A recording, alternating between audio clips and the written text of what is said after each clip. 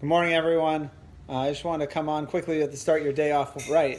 We just experienced Yom Ha'atzmaut, before that Yom HaZikaron, before that Yom HaShoah. We find these days where we go down, where we go up, in the middle of an interesting period. We're right between Pesach and Shavuos. And Pesach is the coming out of our nation from Mitzrayim, Atzur, leaving behind the bad. But to be what? We are Avdei Paro, now we want to be Avdei Hashem. We're on our way to Matan Torah. And so, we know that during this time, it's supposed to be a happy time. The Ramban writes that this time of year should have been like Chol HaMoed. Not just Chol HaMoed between the first days and second days of Pesach, not between the Seders and the second days of Yom Tov, but the whole Spheres Omer is supposed to be like a Chol HaMoed. Celebrating, growing, till we get to our real goal, which is Matan Torah. And yet, we find ourselves in a period of mourning because of the 24,000 students of Rabbi Akiva who passed away. They were told that they died in a Magefa. We experience a Magefa right now with the coronavirus, but that's not the kind of Magefa they died in.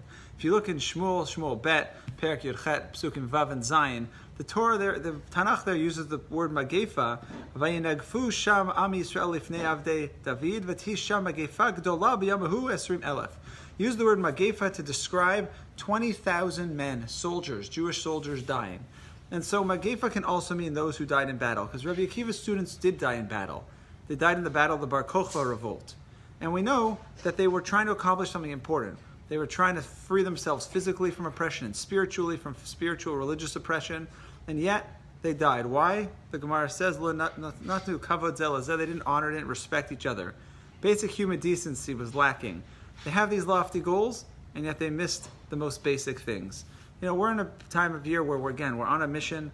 We came from being a people who were enslaved, and we're free. Free to do what? To serve God on the way to Matan Torah.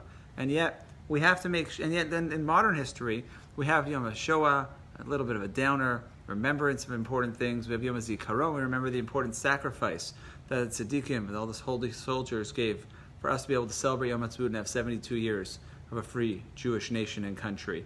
And so, we have all these themes at the same time. There's a lot of lofty goals, a lot of lofty ideas, a lot of big conversations that can be had now.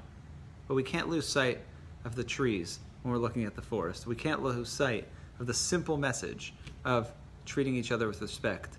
We're not with people right now. We're only communicating over the phone, over FaceTime, Zoom. And so, perhaps it's a little easier not to speak Lashon Hara because you're not with people all the time.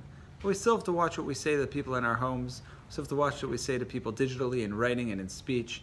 And perhaps it's a time for us to think about how we're going to act when we get out of here, when we get back to our regular lives. How are we going to treat each other with kavod?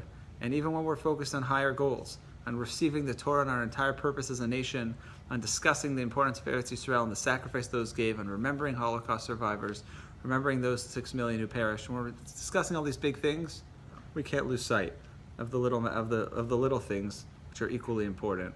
So let's make sure we treat each other with respect today and every day. Hope that's your 2 minutes, or really 3 minutes of chizuk for the day.